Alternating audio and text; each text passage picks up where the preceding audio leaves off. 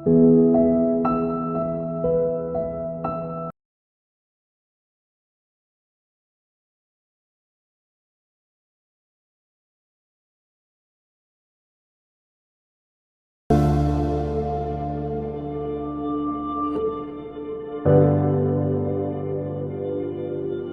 சுவிட்சும் ஆனில் இருக்குது.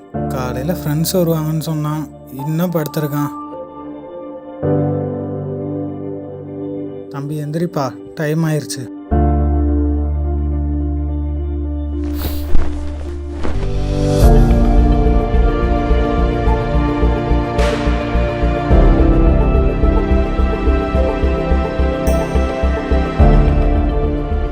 தம்பி ஃப்ரெண்ட்ஸ் வரத்துக்குள்ளே போய் குளிச்சுட்டு வாப்பா.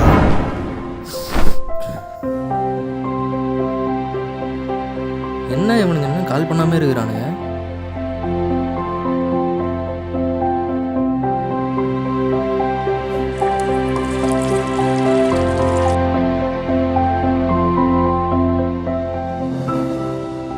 சரி, நம்மளே கால் பண்ணுவோம்.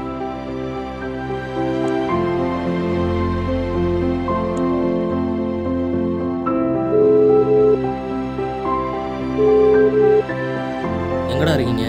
ஜோசப்போட அக்காவுக்கு டேப்லெட் வாங்க வந்திருக்கேன்டா. எப்போ வருவீங்க? டேப்லெட் கொண்டு போய் வீட்டில் கொடுத்துட்டு நாங்கள் கிளம்பிடுவோம்டா. சரி வை. சரி மச்சான்.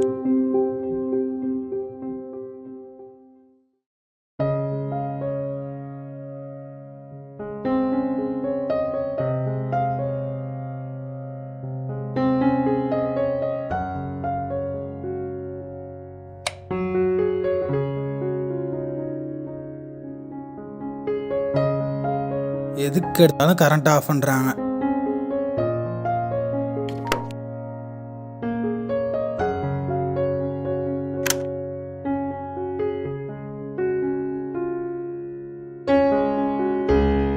ஆமாப்பா, உள்ள வாங்க. வரேன்ப்பா. நல்லா இருக்கீங்களாப்பா? நல்லா இருக்கேன்ப்பா. வீட்டில் எல்லாம் நல்லா இருக்காங்களா? நல்லா இருக்காங்கப்பா. சஞ்சய் குளிச்சுக்கிட்டு இருக்கான், வந்துருவான். சேர் எடுத்து போட்டு உட்காருங்க. பப்ளிக் எக்ஸாமுக்கு ப்ரிப்பேர் பண்ணியிருக்கீங்களாப்பா? படிச்சுக்கிட்டே இருக்கேன்ப்பா.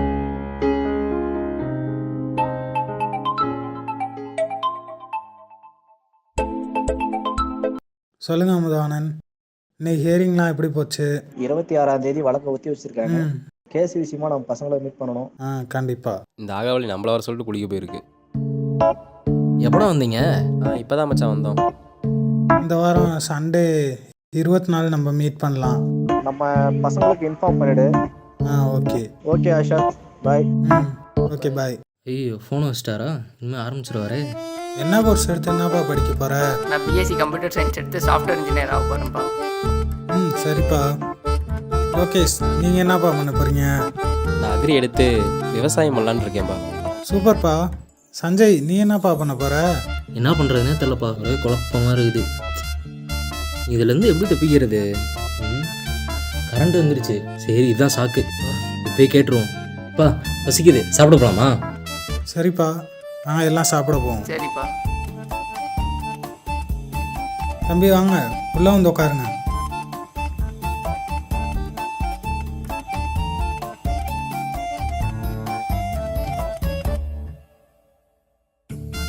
சஞ்சய், கோச்சுக்காம கொஞ்சம் டிவி ஆன் பண்ணுப்பா.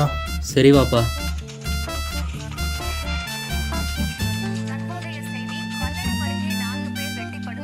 எனக்கு சட்னி வேணாம், ரசம் மட்டும் போதுப்பா. தண்ணி வேணும்பா. தேங்க்ஸ்ப்பா. குழம்பு என்ன ஊற்றிக்கணும்ப்பா? ஓகே அப்பா. சாப்பாடு சூப்பராக இருந்துச்சுப்பா. தேங்க்ஸ்ப்பா. இதில் பாதி வேலை என்னோடது.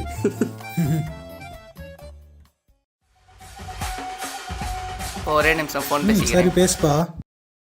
ஹலோ, எங்கப்பா இருக்க? ஃப்ரெண்டு வீட்டில் இருக்கேன்ப்பா. சாப்பிட்டியாப்பா? இப்போ தான்ப்பா எல்லோரும் சாப்பிட்டோம். சீக்கிரம் வந்துருப்பா. சரிப்பா. சஞ்சய், இதெல்லாம் நீ ஸ்போர்ட்ஸில் வாங்கினதா? ஆமாண்டா. ஆமாப்பா, அவனுக்கு படிப்போட ஸ்போர்ட்ஸ்லாம்ப்பா இன்ட்ரெஸ்ட் அதிகம். நீங்கள் என்னப்பா படிச்சீங்க? நான் ஐடிஐ படித்தேன்ப்பா. என் அண்ணா கூட ஐடிஐ தான் படிச்சுட்டு இருக்கான்ப்பா. அப்புறம் ஏப்பா கூலி வேலைக்கு போகிறீங்க? நான் படித்து முடிச்சுட்டு வேலைக்காக போராடி பார்த்தேன்ப்பா. உங்களுக்கு இப்படிலாம் சொன்னால் புரியாது. ஒரு குட்டி ஸ்டோரியாக சொல்கிறேன். ஃபோனை ஆஃப் பண்ணி சஞ்சய். சரி வாப்பா, இந்த வச்சிட்றேன். ஒரு காட்டில் சிங்கங்கிற ராஜா இருந்துச்சு. அதை நம்ம அரசாங்கம்னு எடுத்துக்குவோம். மான் கூட்டம் ஒன்று இருந்துச்சு. அது ஐடிஐ சிவில் ஸ்டூடெண்ட்ஸ்னு வச்சுக்குவோம். கழுதைப்புலி கூட்டம் ஒன்று இருந்துச்சு, அதை டிப்ளமா சிவில் ஸ்டூடெண்ட்ஸ்னு வச்சுக்குவோம். புலி கூட்டம் ஒன்று இருந்துச்சு, அதை பிஇ சிவில் ஸ்டூடெண்ட்ஸ்னு வச்சுக்குவோம். மூணும் தன்னோட பசிக்காக உணவை தேடி காட்டுக்குள்ளே போச்சு. புலிக்கு சாப்பாடு பத்தாததுனால கழுதைப்புலியோட சாப்பாடை எடுத்து சாப்பிட்டுச்சு. கழுதைப்புலிக்கு சாப்பாடு பத்தாததுனால மானோட சாப்பாடை எடுத்து சாப்பிட்டுச்சு.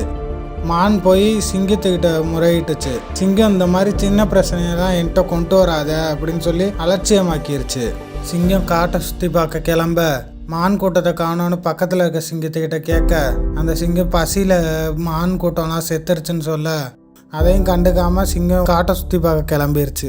நான் சொன்ன கதை உங்கள் எல்லாருக்கும் புரிஞ்சுதா? புரிஞ்சுப்பா. இதில் நாங்கள் தான்ப்பா மான் கூட்டம். வேலை கிடைக்காதனால தான் கூலி வேலைக்கு போகிறோம். என் கூட படித்த பசங்களும் இந்த மாதிரி தான் கூலி வேலைக்கு போகிறாங்க.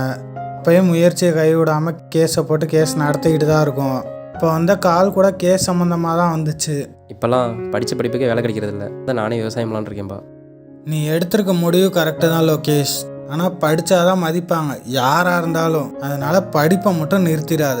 ஏமாப்பா இப்போல்லாம் நிறைய கொள்ளையாக நடக்குது. இதுக்கெல்லாம் காரணம் பண தேவை, வேலை இல்லாதது, மக்களோட பேராசை தான் காரணம் ஜோசப். என்னடா அவன் வேலைன்னு வேலையை பற்றியே பேசுகிறான்னு யோசிக்காதீங்க. இதுதான் உண்மை. ஒருத்தனுக்கு வேலை இல்லைன்னா குடும்பத்தோட செலவுலாம் வராமல் இருக்காது. குடும்பத்தோட கஷ்டத்துக்காக என்ன வேலை கிடைச்சாலும் செய்யலாங்கிற மைண்ட் செட்டுக்கு தள்ளிடும் அவனோட லைஃபு. ஸ்ட்ரெஸ்ஸு டிப்ரெஷன் அப்போ அவனுக்கு அதிகமாக இருக்கும். எந்த வேலை கிடைச்சாலும் செய்யலாங்கிற மைண்ட் செட்டுக்கு அவன் வந்துடுவான். இப்போ நானே இருக்கேன். 2002 2010 வரைக்கும் ரொம்ப கஷ்டப்பட்டிருக்கேன். கேஸுக்காகவே அவ்வளோ செலவு பண்ணியிருக்கோம். அப்போ என்னோட அப்பா ரிட்டையர்ட் ஆகி பென்ஷனுக்காக அவ்வளோ போராடிக்கிட்டு இருந்தாங்க. கவர்மெண்ட் வேலையில் இருந்த அவங்களுக்கே இந்த நிலைமைனா என்ன மாதிரி கூலி வேலை விவசாயிகளோட நிலைமையெல்லாம் கேள்விக்குறி போட்டு முடிக்க வேண்டிதான். 2023 நடந்துகிட்டு இருக்கு. இது வரைக்கும் கஷ்டப்பட்டுக்கிட்டு தான் இருக்கேன். வாடகை வீடு எடுத்து கரண்ட்டு பில்லு கூட கட்ட முடியாத சுச்சுவேஷன்லாம் இருக்கும். ஆமாம். தக்காளி விலைலாம் கூட நீங்கள் மொபைலில் பார்த்துருப்பீங்கன்னு நினைக்கிறேன். இந்த மாதிரி பெட்ரோல் விலை, ஸ்கூல் ஃபீஸு, காலேஜ் ஃபீஸுன்னு ஏகப்பட்டது இருக்குது. இந்த மாதிரி ஒருத்தன் இருந்து அவனுக்கு ஒருத்தன் பணத்தோட ஆசையை காட்டியிருந்தா என்ன பண்ணியிருப்பான்? இதை வச்சு தான் சமூகத்தில் சிலரோட பகையை தீர்த்துக்கிறதுக்காக இவ்வளோ பணம் தரேன், அவனை கொன்று அந்த வீட்டில் கொள்ளையடிச்சிட்டு வான்னு சொல்கிறாங்க. பணத்தோட ஆசைக்காக அந்த வீட்டில் கொள்ளையடிக்கிறான். அவன் கொள்ளையடிக்கிற யாராச்சும் பார்த்துட்டாங்கன்னா மாட்டிக்குவோங்கிற பயத்தில் அவங்களையும் கொண்டுட்டு வந்துடுறான். இந்த மாதிரி தான் ஏகப்பட்ட கொலை நடக்குது. வேலை இல்லாதனால தான் இப்படிலாம் நடக்குது பாப்பா. அப்படி சொல்ல முடியாது சஞ்சய். வேலையில் இருக்க சிலரும் அவங்க வளரணுங்கிறதுக்காக இந்த மாதிரி பண்ணுறாங்க. இந்த சமூகத்தில் யாரும் மனுஷனை மதிக்கிறது இல்லை, பணத்தை தான் மதிக்கிறாங்க. இனம் மதம் ஜாதின்னு உருவாக்கி நம்மளை தான் பிரித்தாங்க. கடவுளையும் கூடவா? கடவுளுங்கிற ஒருத்தர் தான் லோகேஷ். அது மதத்தை பொறுத்து மாறுது. இப்போ நீ ருத்ராட்சம் போட்டிருக்க, ஜோசப் சிலுவை போட்டிருக்கான், அவ்வளோதான். இதெல்லாம் நடக்காமல் இருக்கணும்னா எல்லாத்துக்கும் வேலையை கொடுக்கணும். அவங்களோட அத்தியாவசிய செலவுங்களை கம்மி பண்ணி கொடுக்கணும். எல்லாத்துக்கும் வேலை கிடச்சிட்டாலே இலவசங்கிறது தேவைப்படாது.